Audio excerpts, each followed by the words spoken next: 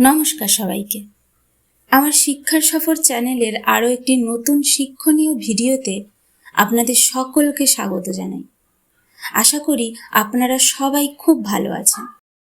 আমরা সবাই জানি সাপ একটি সরীসৃপ প্রাণী, কিন্তু তাদের নিয়ে নানা রকম গুজব ছড়িয়ে পড়েছে সারা পৃথিবীতে। এই গুজবগুলোর পেছনের সত্যিগুলি আজকে এই ভিডিওতেই আলোচনা করা হবে। চলুন তাহলে আর বেশি সময় নষ্ট না করে শুরু করা যাক। প্রচলিত আছে সাপ নাকি দুধ খেতে খুবই ভালোবাসে। আচ্ছা, একটা মাংসাশী প্রাণী দুধ খেতে কেনই বা ভালোবাসবে? তাদের খাদ্য হলো ব্যাঙ, পাখির ডিম, ইঁদুর এবং অন্যান্য ছোট প্রাণীর মাংস।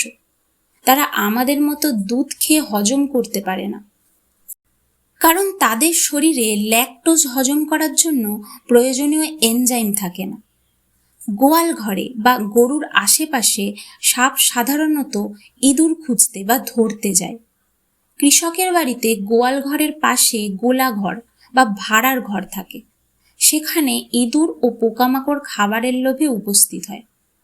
এগুলো খেতে সাপ উপস্থিত হতে পারে, এবং যারা সাপ পোষেন তাদের মধ্যে কেউ কেউ হয়তো পুষ্টিকর তরল হিসেবে সাপকে দুধ খাওয়াতে চান।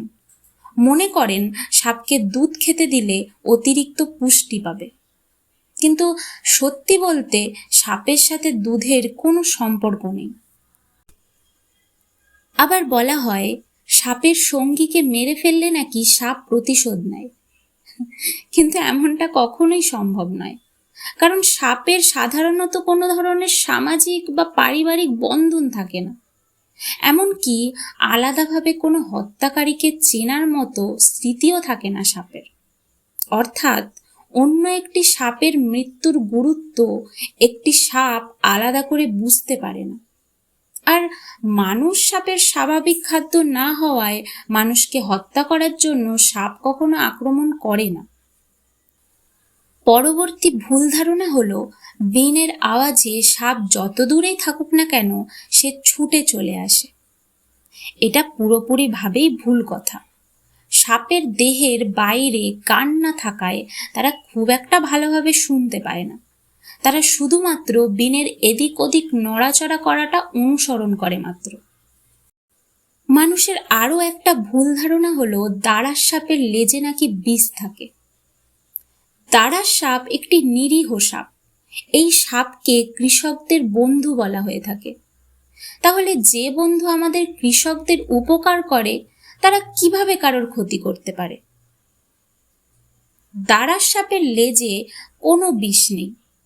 দাঁড়ার সাপ একটি নির্বিষ সাপ, এবং তাদের লেজে কোনো বিষাক্ত কাঁটা বা বিষথলি থাকে না।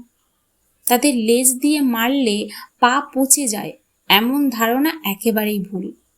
দাঁড়ার সাপ নির্বিষ হওয়ায় তারা মানুষের জন্য ক্ষতিকর নয়। আরও শোনা যায় যে একটি সাপের দুটি মাথা হয়, যাকে বলা হয়ে থাকে দুমুখ সাপ। যেমন কিছু মানুষ দুমুখ হয়ে থাকে তেমনই। না, একটু মজা করছি। সত্যি বলতে দুমুখ সাপ হয় এটা একদমই যে ভুল তা নয়, কিন্তু এই অবস্থা সাধারণত বংশগত ত্রুটি বা মিউটেশনের কারণে হয়। এই অবস্থাকে বাইসেফালি বলে। কিছু ক্ষেত্রে সাপ জন্মানোর সময় ভ্রূণ যদি যমজ হিসেবে আলাদা না হতে পারে, তবে তারা দুমুখ সাপ হিসেবে জন্ম নিতে পারে। দুমুখ সাপের ক্ষেত্রে দুটো মাথা একসাথে যুক্ত হয়ে থাকে। এটি সাধারণত একটি বিরল ঘটনা, এবং এ ধরনের সাপের সংখ্যা খুবই কম। আমরা সাপেদের দেখে ভয় পেয়ে তাদের মেরে ফেলি, কিন্তু পৃথিবীতে সব প্রাণীর বেঁচে থাকার একটা অধিকার আছে। পৃথিবীতে আর একটাও সাপ বেঁচে না থাকলে আমাদের জীববৈচিত্র্যের মধ্যে বড় প্রভাব পড়বে। এই পৃথিবী শুধু একা আপনার জন্য নয়, তাই শুধুমাত্র নিজের স্বার্থে কাউকে হত্যা করা কোনো সমাধান নয়। দরকার হলে সাপ উদ্ধারকারীদের ফোন করতে পারেন, ওনারাই সব ব্যবস্থা করে দেবেন। আমি দুজন সাপ উদ্ধারকারীদের নাম্বার দিয়ে দিলাম, তাদের সাথে যোগাযোগ করে নিতে পারেন।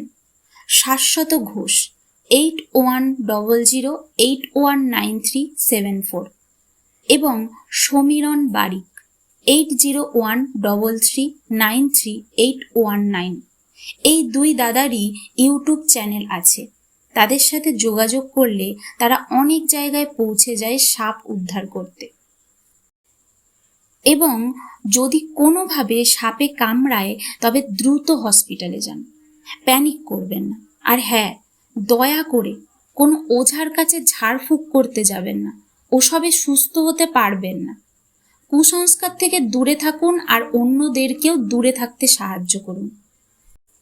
তাহলে এখানেই শেষ করলাম আজকের এই ভিডিওটি। দেখা হবে আবার পরবর্তী শিক্ষণীয় ভিডিওতে। সবাই ভালো থাকবেন, সুস্থ থাকবেন। নমস্কার।